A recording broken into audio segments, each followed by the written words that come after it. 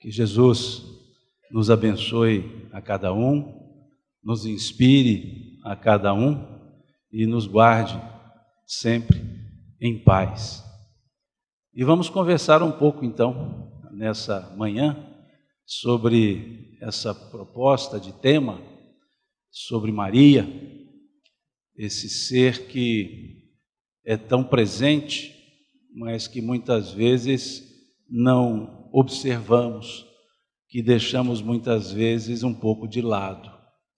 Talvez pela manifestação ao longo dos séculos de uma lógica mariológica, em que, com os movimentos religiosos, em especial o movimento reformista, acabou por distanciar um pouco aquela figura que, em tempos outros, era tida como veneranda, era tido como adorada.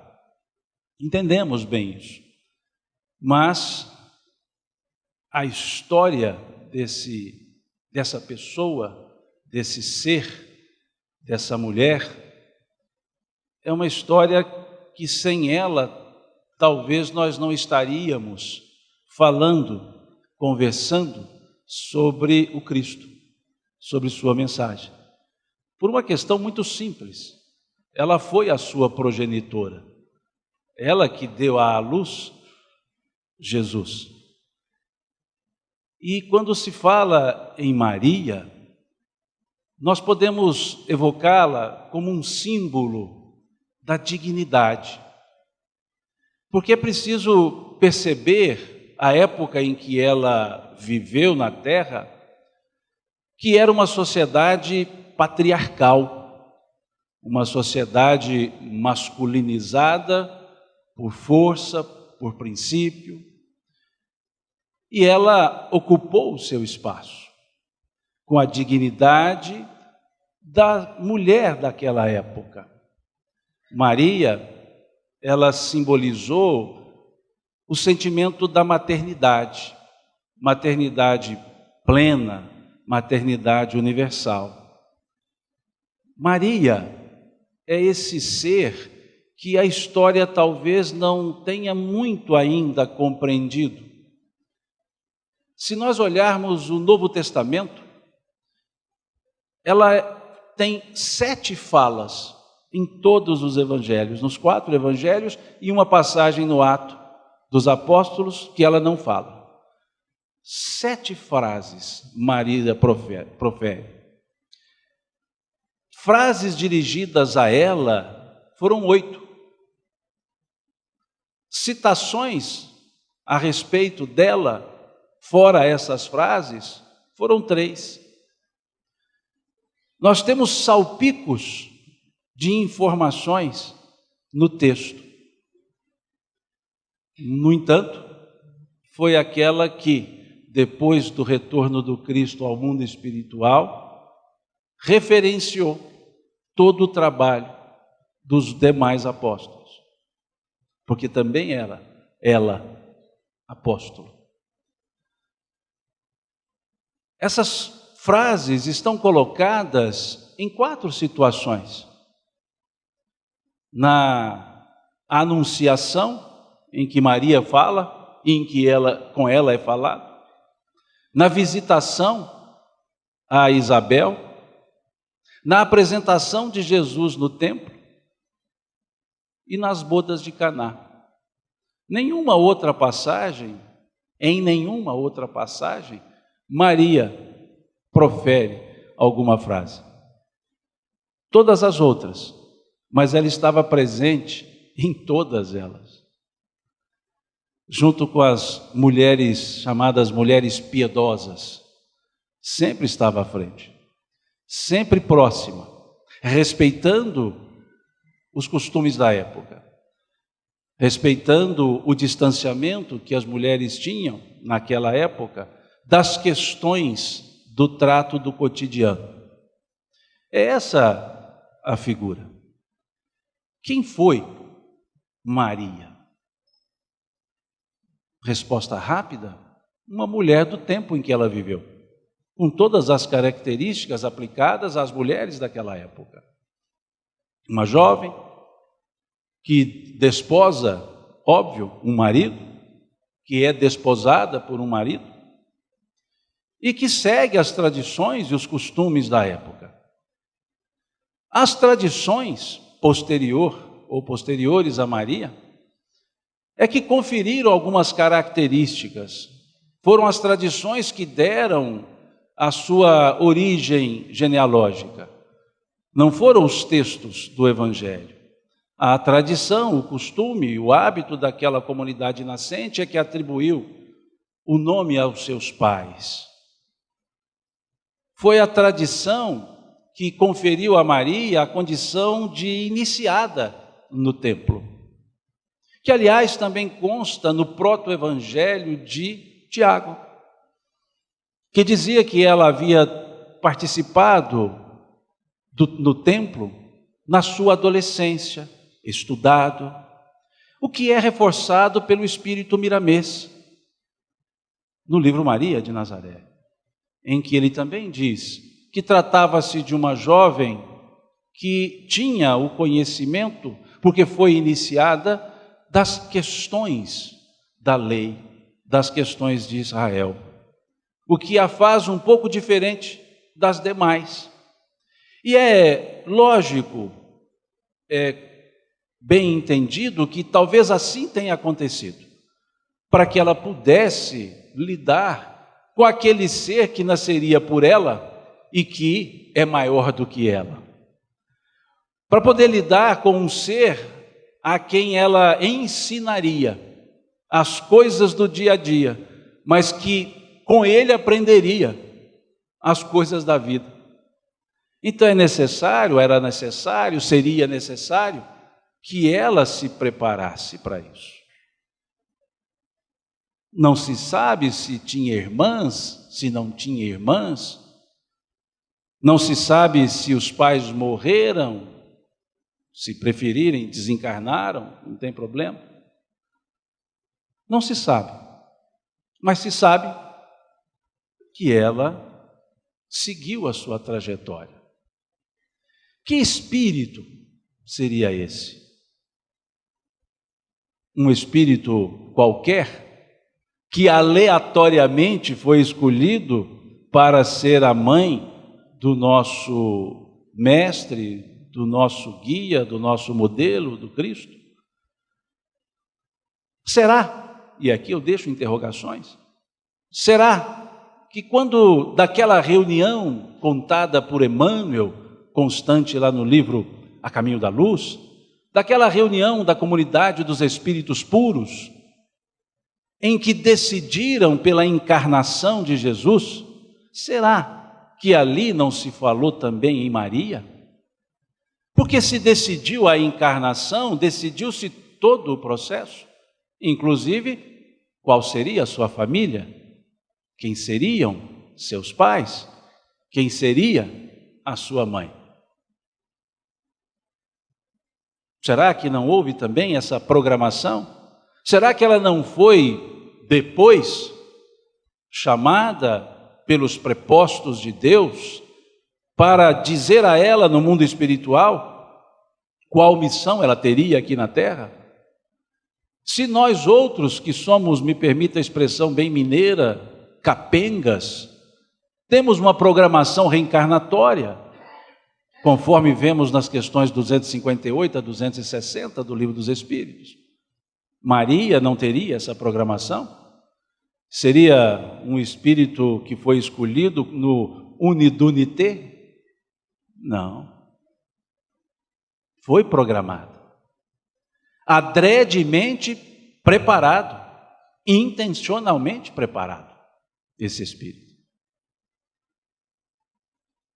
Um espírito cuja envergadura talvez nós não consigamos divisar. Não é qualquer espírito. Reuniu conhecimentos, propósitos, força para desempenhar a missão que aqui ela desempenhou. Um espírito que foi preparado para ser mãe. mas não progenitora somente, mãe, que acompanhou da anunciação ao retorno do Cristo ao mundo espiritual todos os seus passos. E diz no livro Lázaro Redivivo que todos os fatos que ela observava, ela memorizava para depois contar. Então ela foi aquela companheira materna para e passo, lado a lado, acompanhando. E tanto foi que ela foi a fonte de informações, ou a fonte maior, ou a fonte primeva de Lucas, para que ele pudesse escrever o seu evangelho. De Paulo, para que Paulo conhecesse mais aquele a quem ele servia. Não é qualquer espírito. Não é uma mulher. É a mulher. É a pessoa indicada, que se preparou, encarnou-se e em tenra idade para nós hoje, mas na idade nubente para a época, se casou. Se casou com um homem também notável, um homem que pode simbolizar para nós um modelo de discrição. Aquele que não apareceu, que não teve só a função de progenitor, não teve só o colaborador no processo gametogênico, não. Ele acompanhou. Ele tinha também as relações diretas com o plano mais alto. Tanto tinha que foi a José o aviso para que pudessem ir para o Egito. Ele não era só um coadjuvante, era o pai, que dava as condições de estrutura necessárias para que Maria, na sociedade patriarcal, pudesse exercer a sua função, pudesse mostrar a sua força. Sem, para aquela época, o marido, Maria não se mostraria. Então ele não foi somente um cenário, ou melhor, um coadjuvante do cenário. Ele foi aquela base para que a família, Jesus, Maria, José, e aqui não vem ao caso se tinha ou não tinha irmãos, pudessem se estabelecer.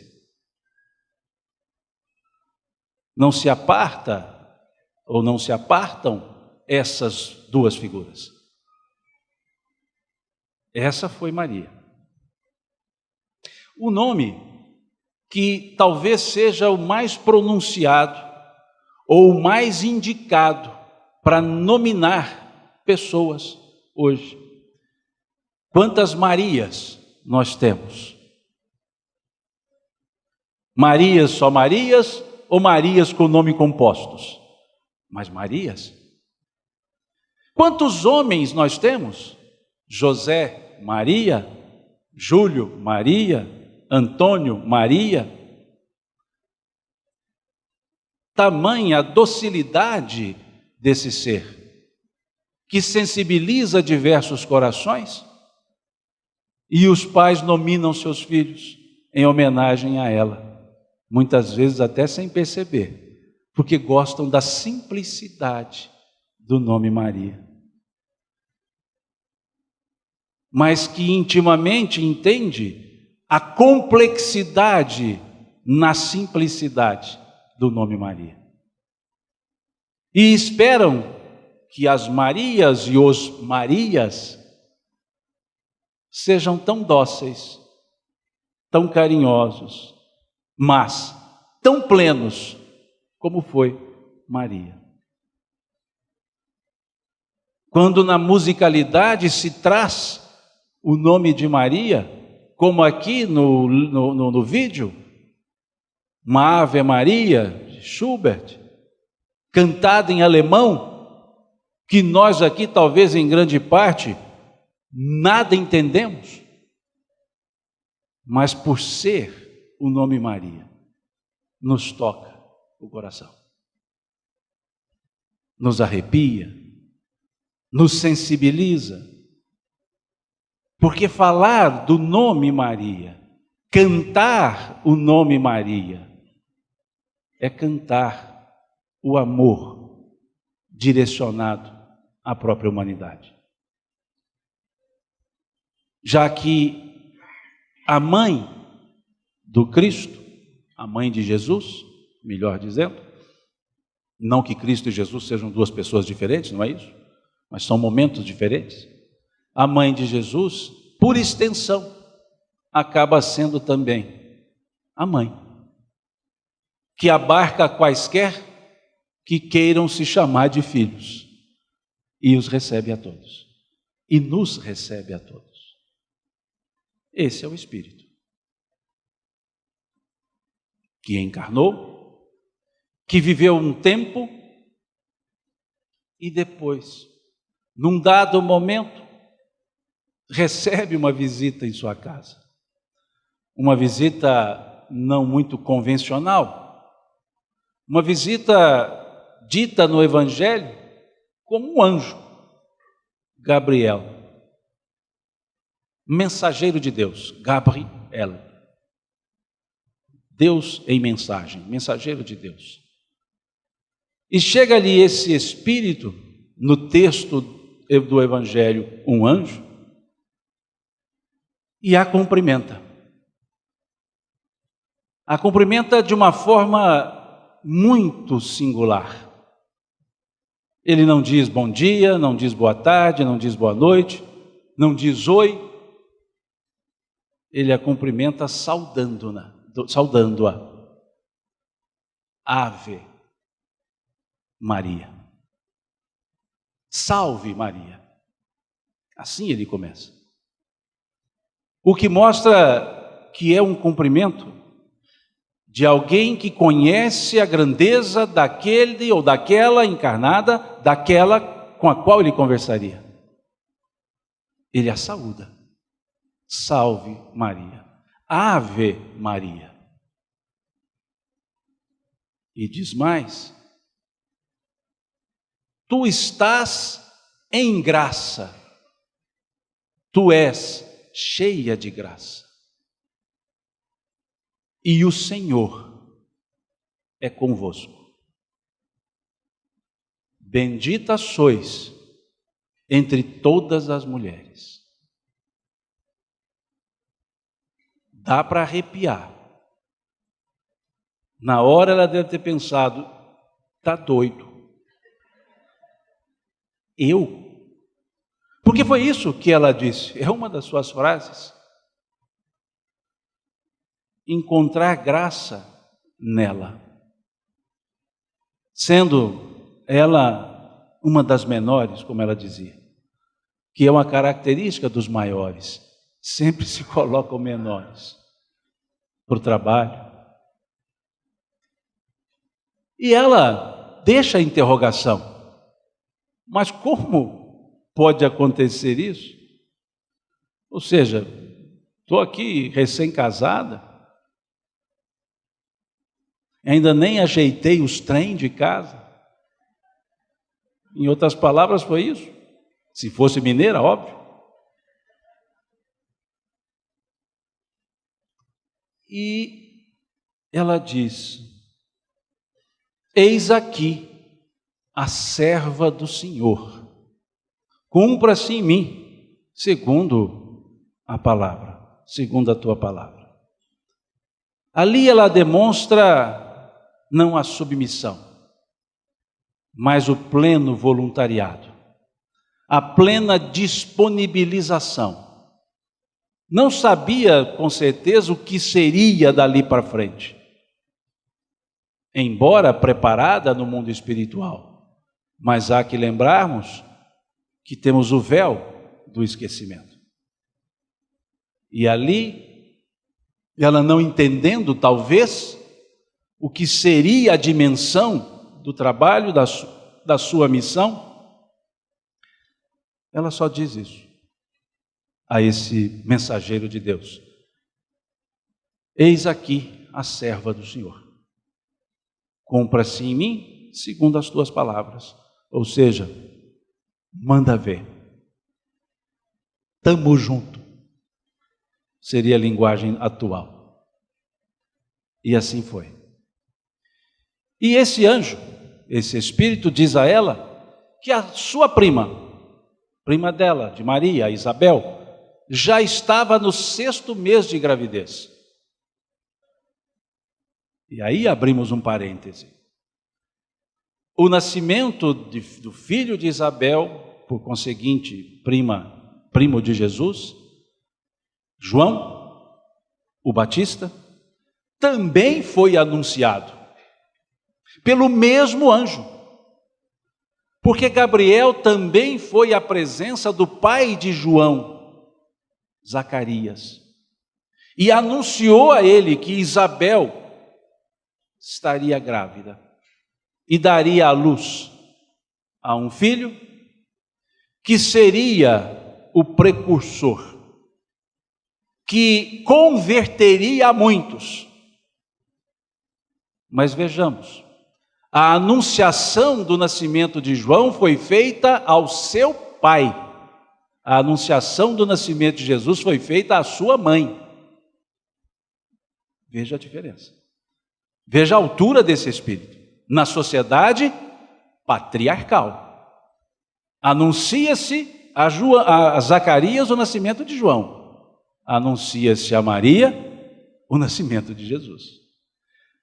Zacarias fica em dúvida e faz uma pergunta ao anjo Gabriel, dizendo: mas como poderá isso acontecer se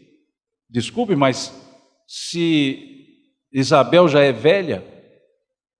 E chamar de velha é estranho, né? Para aquela época, talvez uma velha de 30 anos.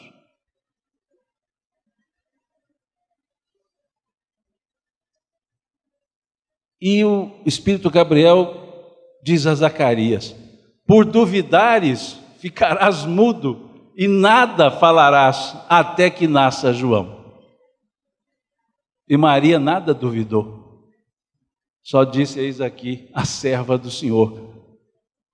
Olha a diferença de conceitos, de percepção, de envolvimento, de preparação. E ela vai visitar Isabel, sua prima. Vai visitar, e quando ela chega próxima a Isabel, Isabel já diz a ela: bendito é o fruto que tu trazes no ventre. Sem que Maria nada dissesse. Apenas chegou. E Isabel diz: bendito é o fruto que trazes em teu ventre. Bendita és tu entre todas as mulheres. E Maria olha sobressaltada, e Isabel diz: porque quando tua saudação chegou a mim, aos meus ouvidos, a criança que trago em meu ventre saltou de alegria. E mais uma vez, Maria entendeu quem estava no seu ventre. E em resposta a Isabel, ela canta o Magnificat, o Magnífica. A minha alma engrandece no Senhor, exulta o meu espírito em Deus, meu Salvador. Doravante serei conhecida por todos como a bem-aventurada, porque o Senhor Todo-Poderoso fez em mim maravilhas. Por isso, santo é o seu nome. Vejam que percepção, que sensibilidade. Ela se retira, afasta-se um pouco de Isabel, olha para o alto e canta esse Magnificat. A minha alma engrandece no Senhor. Exulta o meu espírito em Deus, meu Salvador. Essa é a mulher. Essa é a mãe. E que segue, retorna para o seu lar. E chega o dia do nascimento de Jesus. E aqui não vem ao caso se foi em Belém, se foi em Nazaré, se houve censo, se não houve censo. O que interessa é que nasceu Jesus.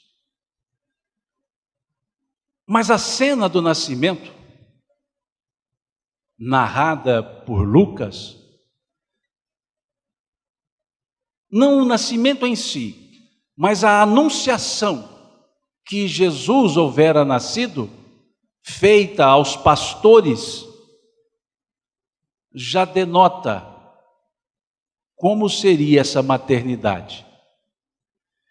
Porque diz o evangelista, que os anjos apareceram aos pastores que estavam no campo, dormindo no campo, os acorda e dizem: eis que vos trago novas de grandes alegrias, pois hoje, na cidade de Davi, vos nasceu o Senhor, Jesus, o Salvador. Veja que singularidade dessa anunciação do nascimento de Jesus. Eis que hoje, na cidade de Davi, vos nasceu. O que é vos nasceu? Abramos um parêntese. Quando nós nascemos, nossos pais, ou nosso pai, foi falar do nosso nascimento, creio eu que o meu pai foi anunciar o meu nascimento aos meus irmãos, já que estavam todos aguardando a minha chegada, eu sou o 8º, precisava de alguém para descarregar o fardo,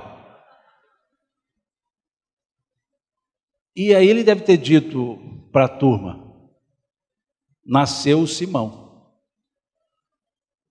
Parou aí. Por que isso? Porque o verbo nascer é um verbo intransitivo, ele não demanda complemento. Quando eu digo fulano nasceu, acabou a conversa, todo mundo entendeu.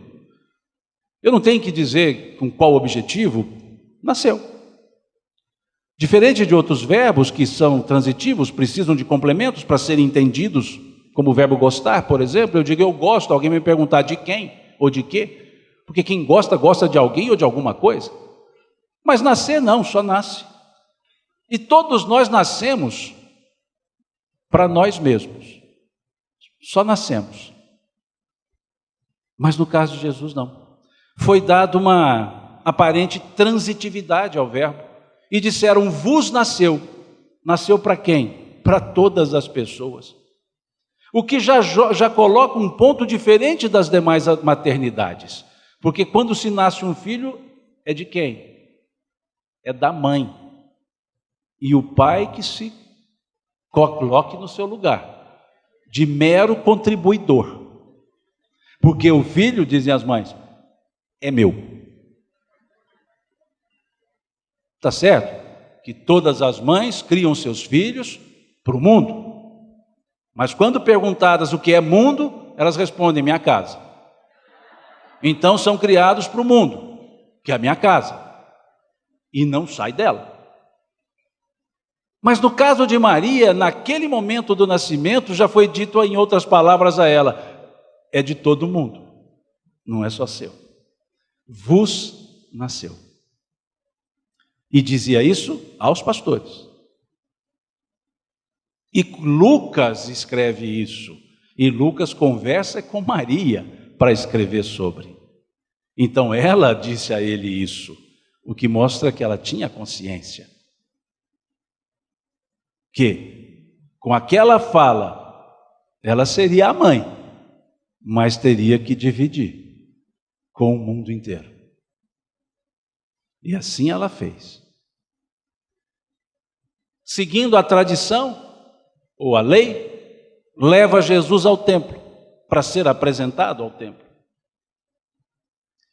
E quando ele é apresentado ao templo, no 8º dia do seu nascimento, Simeão, aquele que recebia no templo, e Ana, a sua auxiliar, recebem Jesus.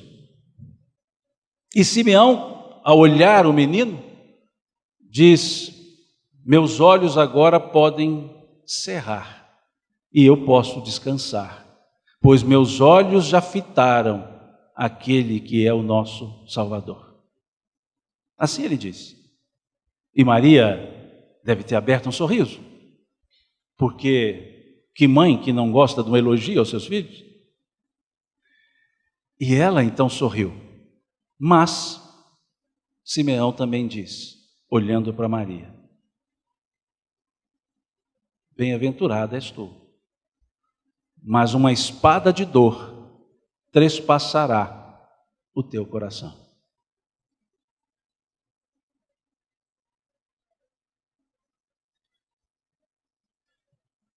Não é fácil. Para quem tem filhos, ter essas previsões. E ela ouviu isso de Simeão. Uma espada de dor trespassará o teu coração. E ela vai embora.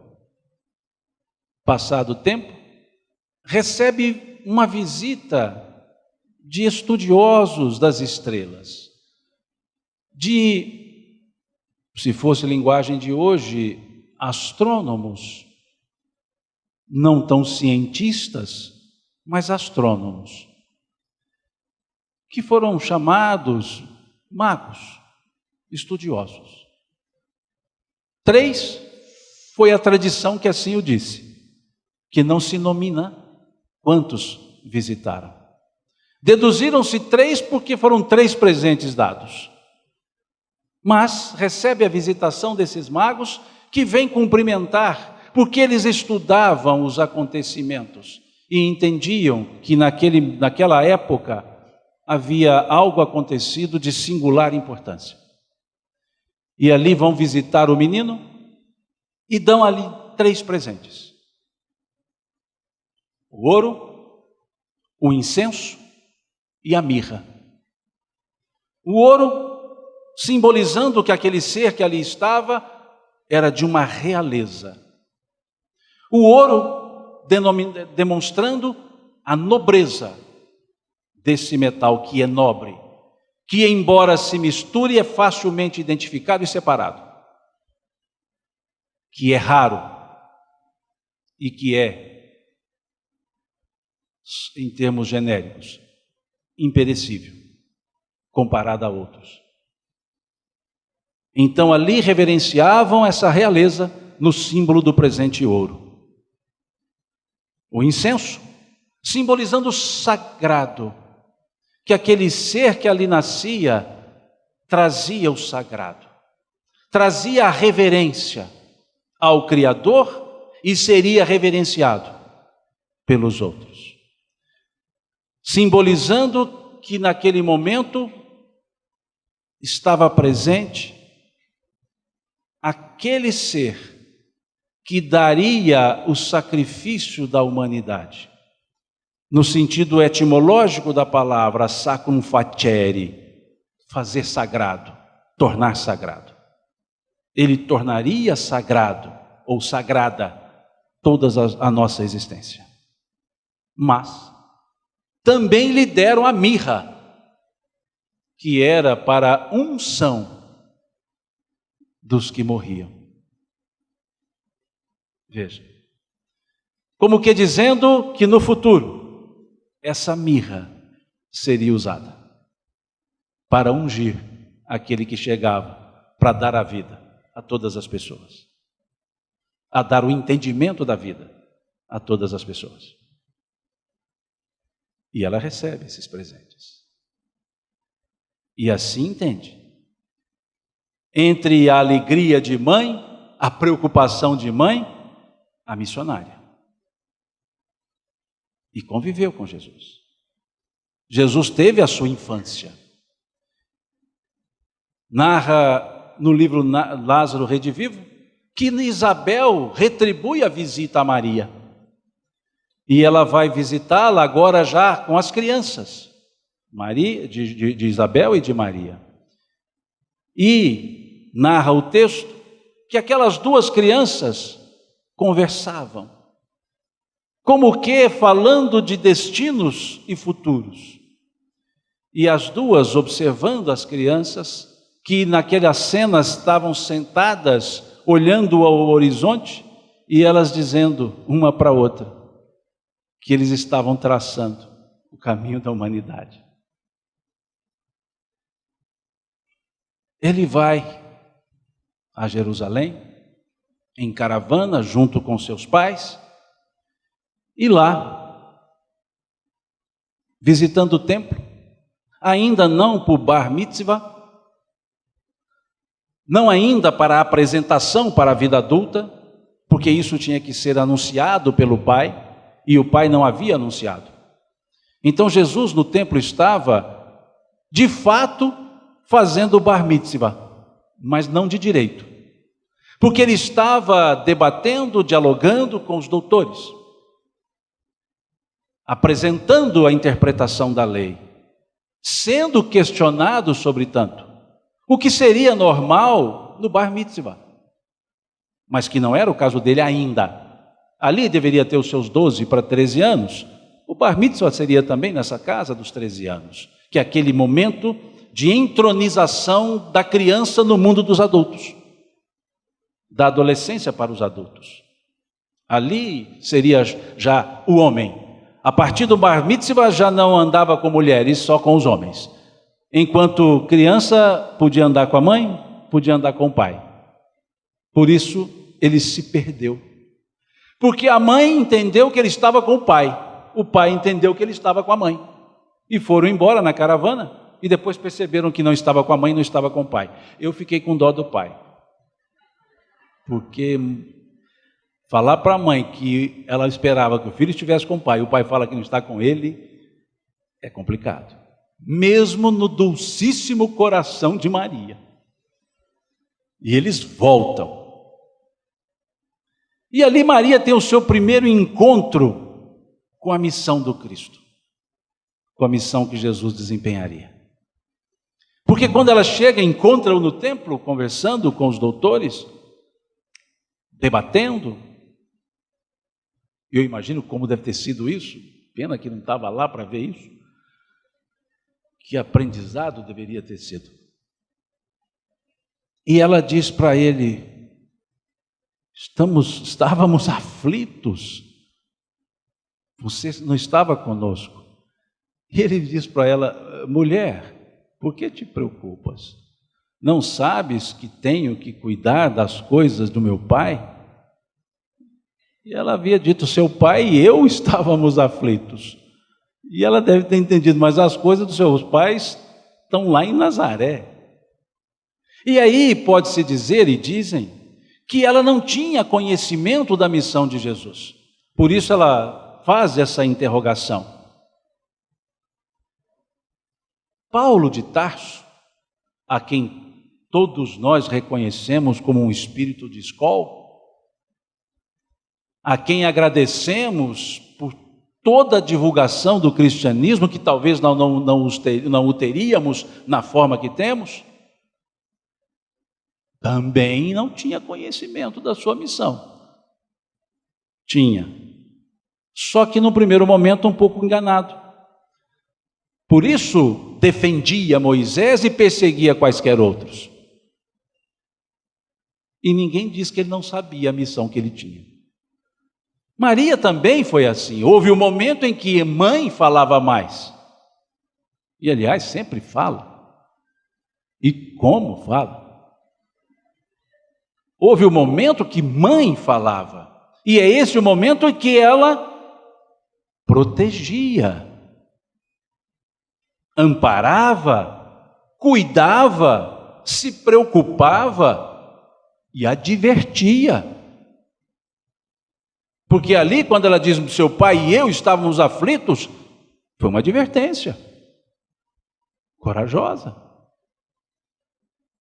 Mas ali a mãe, então não significa que ela não soubesse da missão, de toda não, mas não soubesse de que ali era algo diferente, que aquele filho era diferente.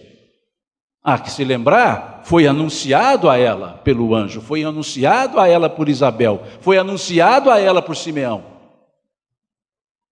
E ela tinha boa memória. Mas qualquer sentimento materno transpõe memórias.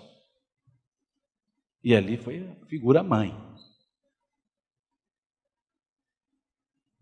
José desencarna, falece, morre, pode escolher. E Maria, não se sabe quando, se Jesus era jovem, menos jovem, não se sabe. E não se sabe mesmo. Nem os espíritos trabalharam com isso. Mas, daquela morte para frente, Maria não se casou. E a mulher viúva não tinha muito espaço na sociedade, como a mulher solteira. Mas a solteira tinha seus pais e seus irmãos para cuidar e representá-la. Por isso era comum as viúvas casarem-se com os irmãos com o irmão do marido, com o irmão do marido, com o irmão do marido, à medida que fossem morrendo, como no caso que foi trazido a Jesus, caso hipotético, mas ela não. Ali, ela se firma e ela educa, no sentido materno que se dá essa palavra, ela educa seu filho. É ela que ensina o viver do dia a dia a Jesus. E quando da passagem desse momento do templo, o evangelista João escreve que Jesus crescia em estatura e em conhecimento. Em estatura, fruto do tempo, conhecimento com o apoio de Maria, com aquela figura de mãe. Mas Simão, ele sabia mais do que ela. Quantos filhos sabem mais do que os pais? Mas sempre trocam uma ideiazinha com o pai, com a mãe. Sempre tem aquele momentinho que vai lá e pergunta: mãe, o que a senhora acha? Mesmo sendo um profissional do assunto. Porque ali não se busca conhecimento, se busca apoio, se busca amparo. Quantas mães que mal sabem somar, dividir, multiplicar, estão lá fazendo os deveres com os filhos, que estão desenvolvendo equações, inequações, raízes. Quantas mães que mal sabem as conjugações verbais, estão lá do lado estudando com os filhos a gramática. E podem até dizer: eu não sei nada disso não, mas eu sei de você, eu conheço você, eu sei da sua capacidade, eu estou aqui para apoiar a sua capacidade. Isso foi o que Maria fez com Cristo. Ela tinha o que aprender com ele, mas a mãe apoiava o filho. E assim foi. Durante toda a sua fase de vida familiar. E com certeza, Jesus fez o seu papel de filho. Filho cujo pai não estava mais presente, porque ele é que responderia por Maria perante a sociedade. Porque ela não poderia estar sozinha. Então ele respondia por ela, já que era o primogênito, o mais velho. A relação mãe-filha, muito presente. Mãe-filho, desculpe-me, muito presente. E essa relação ela é interessante lá nas bodas de Caná. Quando Jesus está num casamento, numa festa de casamento, com os seus discípulos. E Maria também está. Num dado momento da festa, Maria chega para Jesus e diz assim: acabou o vinho. Só. Acabou o vinho. Ela sabia com quem conversava. Acabou o vinho. E ele olhou e disse: o que nós temos com isso, mulher? Mulher não é uma forma desairosa. Mulher seria o que chamaríamos hoje de minha mãe. Com respeito. É quando nós dizemos, nem todos mais, senhora, senhor, a mãe e pai. Então ele disse isso: senhora, ou seja, mulher, o que nós temos com isso? Em outras palavras, não tenho nada com isso. Ainda não é chegada a minha hora. Veja que a resposta que ele dá, só ela entenderia, porque ela sabia o que ele podia fazer. Ele diz: ainda não é chegada a minha hora. Ele entendeu que ela quis dizer: ô, se vira aí, ajeita. O pessoal vai passar vergonha. Ele diz então: não é chegada a minha hora. E o que Maria faz na figura mãe? Chama os servidores e diz a eles: fazei tudo o que ele vos disser. Ou seja, eu não quero saber se é a sua hora, eu sou sua mãe, estou mandando. Acabou a conversa. E virou as costas e foi embora. E ai dele. É a mãe. É aquela figura da mãe, dizendo: pode ou não pode? Dizendo, as mães mais antigas: faz o que eu mando e guarda o que você sabe. Eu ouvi isso muito da minha mãe. Não que eu seja antigo, minha mãe é que era antiga. Eu sou oitavo. Quando ela já estava com 45 anos.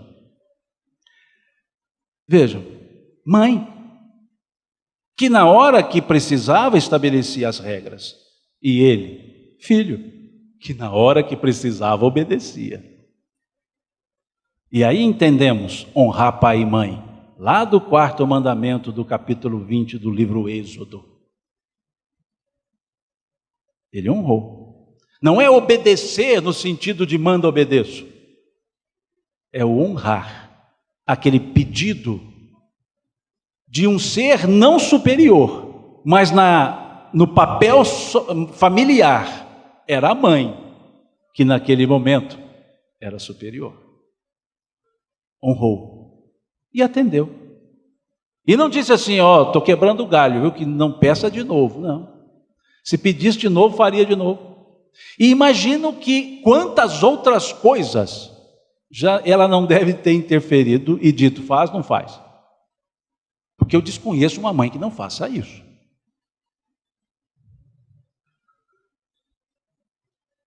Vem a vida pública de Jesus. E ela acompanha.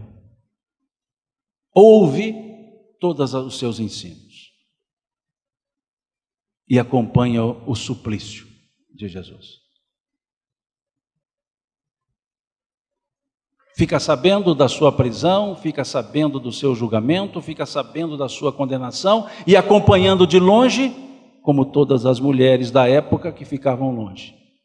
Acompanhando. E quando lhe chega a notícia que ele foi condenado à morte, ela começa a interrogar a si mesma, conforme vemos no livro Lázaro Redivivo. Por que estão fazendo isso? O que Jesus teria feito para receber uma pena tão dura? Um ser que só cuidou das pessoas.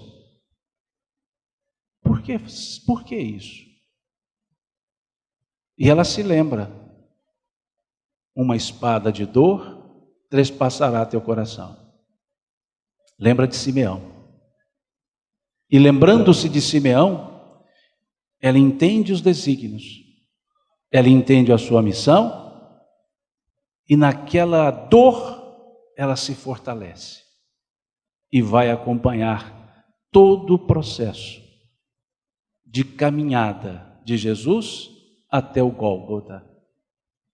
E eu fico pensando, quanto ela não deve ter carregado peso para ele quando ele era criança. Quanto ela não deve ter auxiliado nas dificuldades da criança. E ali, nada ela poderia fazer, se não olhá-lo. E movimentou-se para encontrá-lo. Numa de suas quedas, ela vai tentar ampará-lo e é impedida. E eu fico imaginando, na infância de Jesus, quando ele caía, ela o socorria. E como toda mãe, deve ter dito assim: vai sarar. Deve ter lavado ali com aquela aguinha que não arde, que só Deus sabe. E dava aquele beijinho de sarou. Mas ali ela não podia fazer nada, a não ser, em sentimento, tentar levantá-lo. E o acompanha até o Gólgota, a crucifixão, de frente para ele, de frente, amparada pelas amigas, outras Marias, que a tradição até chamou de 3 Marias. Ela, Maria de Magdala, Maria de Cleofas, que a tradição chamou-as de 3 Marias. E os astrónomos também encontraram as 3 depois no céu, próximo na constelação de Órion, formando a base do cinturão de Órion, as 3 Marias. E ela fica de frente, também amparada por João, dos 12, o único que ficou, porque um traiu, um negou e 9 fugiram, a turma boa que Jesus tinha escolhido. E João ficou, e Jesus olhando, entendendo que Maria sozinha não poderia ficar, enquanto ele estava, dela ele cuidava, mesmo cuidando de todos. E diz a João, e diz a ela: para João, eis aí tua mãe. Para Maria, apontando para João, diz: eis aí teu filho. Esse momento é o momento símbolo em que Maria deixa de ser a mãe de Jesus e passa a ser a mãe de quaisquer João, Pedro, Simão, Antônio, Maria, Josefina, a mãe de todos. Ele é descendido da cruz, colocado no colo, nos braços de Maria, que foi muito bem retratada, a cena, na escultura da Pietà, a piedade, que é na tradição a sexta dor de Maria, a fuga para o Egito, a anunciação, melhor dizendo, a fala de Simeão, a fuga para o Egito, a Jesus carregando a cruz, Jesus crucificado, Jesus no seu colo e Jesus sepultado. São as chamadas 7 dores de Maria. Na tradição, e não é católica, é tradição. E a tradição não tem busca de confirmações, é tradição. E ela ali o recebe, Jesus é sepultado, reaparece, não diretamente a ela, e ela nada reclama. Pedro, ao contrário, quando diz Maria de Magdala, que encontrou Jesus, Pedro diz: mas como tu dizes, encontrei-me com o mestre? Como ele apareceria para ti, mulher? Em outras palavras, por que não aparecer para mim primeiro? Já que eu sou carne e unha. Pedro reclamava.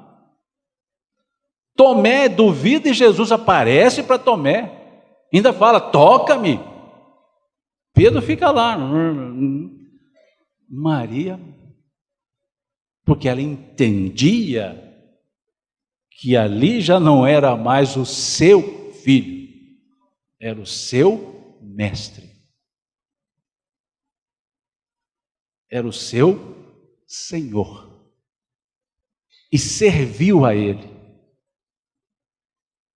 arregimentando pessoas.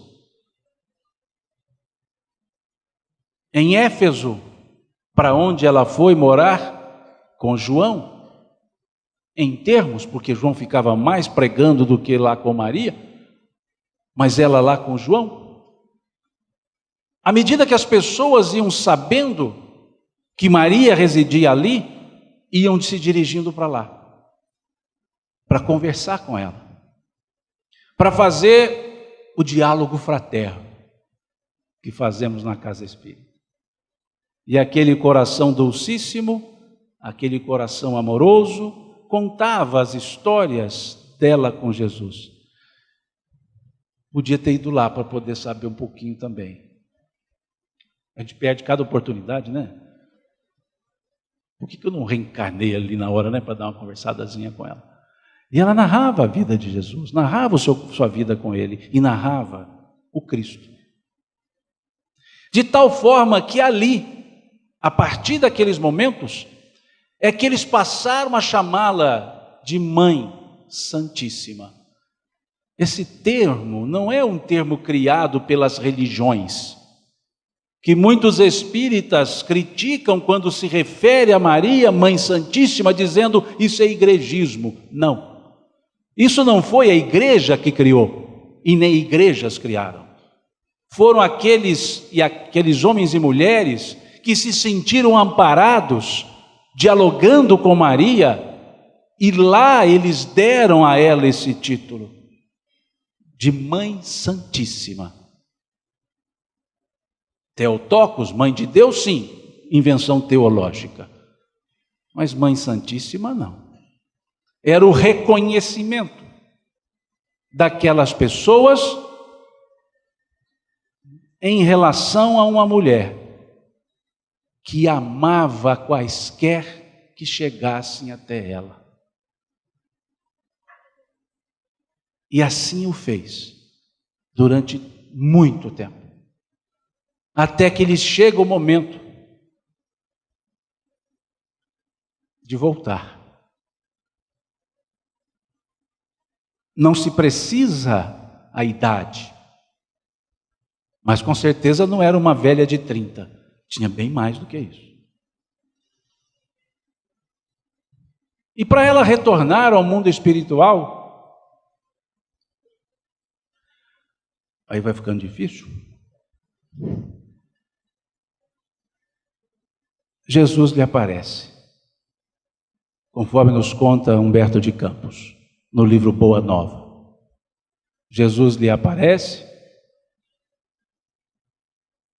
e diz a ela que já era hora, que ela, tal qual o apóstolo Paulo, já havia combatido o seu combate, já havia servido, já era o momento dela retornar, dele recebê-la lá no mundo espiritual, como o filho agradecido, como o mestre agradecido, pelo desempenho de mãe, pelo desempenho de serva, a serva do Senhor.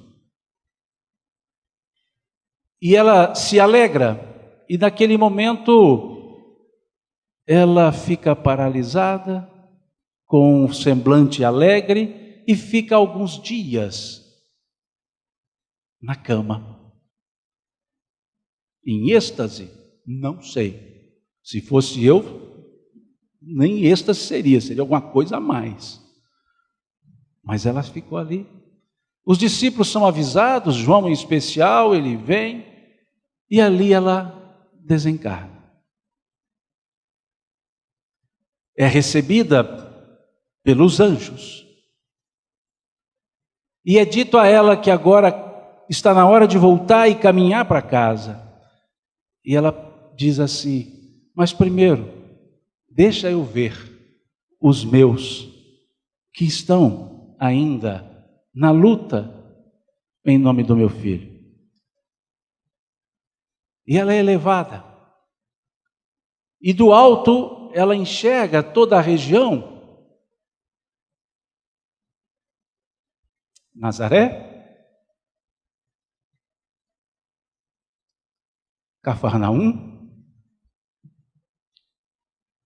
o lago, e dizem a ela: vamos. Ela diz: não, sei que muitos padecem e martirizam-se pelo nome do meu filho. Quero estar com eles antes de voltar. E ela é levada a Roma. e nos circos máximos, no subsolo, no porão, onde ficavam as celas, ela vai ver vários cristãos, pois ali naquele momento já eram chamados cristãos. Como Lucas nos relata, foi em Antioquia pela primeira vez chamados cristãos. E ela percebe a angústia, o medo, o desamparo.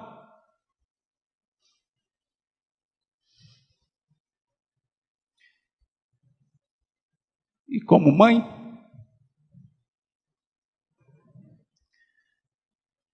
vai até uma jovem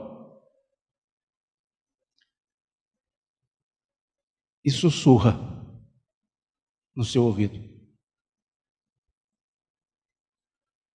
crê no nome do meu filho.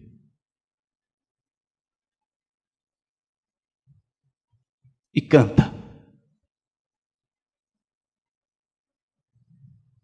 Canta pela alegria de servi-lo. E ela começa a cantar, a jovem, os demais, e entram na arena, todos eles, cantando. O que levou ao espanto de todos aqueles que queriam assistir à cena do medo e do terror. E viram ali um grupo fortalecido, consciente do que deveriam fazer e alegremente cantando hosana, glória a Deus, a pedido de Maria, que depois se segue e é recebida nos braços do Cristo. E no mundo espiritual, continuou o seu trabalho, seguiu a sua trajetória. E aí, recebeu a mãe, o título, o cântico da mãe dos desvalidos, do socorro dos aflitos. E narra-nos Dona Ivone do Amaral Pereira, no livro Memórias de um Suicida, que ela passou a cuidar de todos esses desesperados.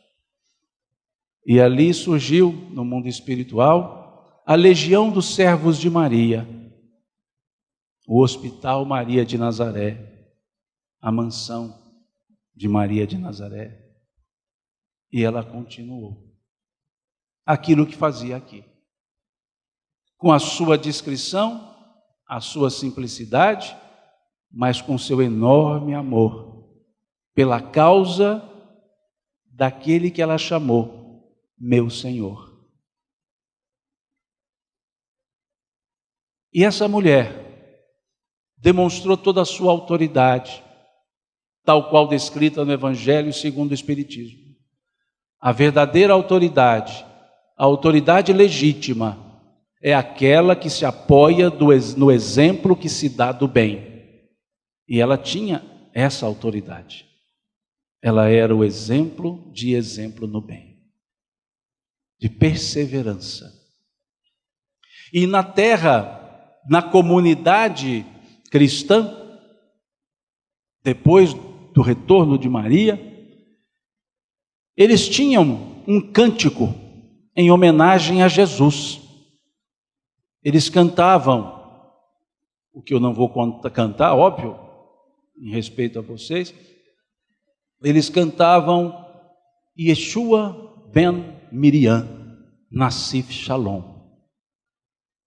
Jesus, filho de Maria, o príncipe da paz. Eles não cantavam Yeshua ben Yosef, mas Yeshua ben Miriam. Tamanha a sua presença, tamanha a sua importância, que imprimiu como sobrenome do seu filho o seu próprio nome. O que na realidade e na tradição e na regra, o sobrenome do filho era o nome do pai. e ela imprime o seu nome pela vontade das pessoas, como sobrenome do seu filho. Yeshua ben Miriam Nassif Shalom. Jesus, o filho de Maria, o príncipe da paz. E no mundo espiritual, continua a sua autoridade, porque nos fala Dona Ivone do Amaral Pereira, que todos os dias, ao cair da tarde, evoca-se o nome de Maria, no que eles chamaram de a hora do Ângelus, que aqui copiamos, não por adoração, mas por reverência e respeito. E é comum às 6 da tarde, também aqui, ouvirmos as Ave-Marias nas rádios. Não foi invenção daqui, diz Dona Ivone do Amaral Pereira, foi invenção de lá. O que pode jogar por terra e demover essa resistência que muitos espíritas têm de se dirigirem a Maria, como se dirigem a vários outros espíritos, tendo-a como o espírito superior, que foi enaltecida numa das diversas músicas, uma delas de Padre Zezinho, em que ele dizia: Maria do puro amor, igual a você ninguém, mãe pura do meu Senhor. Em cada mulher que a terra criou, um traço de Deus Maria deixou. Um sonho de mãe Maria plantou para o mundo encontrar a paz. Maria que fez o Cristo falar, Maria que fez Jesus caminhar, Maria que só viveu para ser o Deus, Maria do povo meu. Essa é Maria, nessa parca visão que eu consigo abarcar. E esse Espírito a quem devemos agradecer pelo muito que temos do cristianismo presente. Agradeço. Que Deus nos abençoe.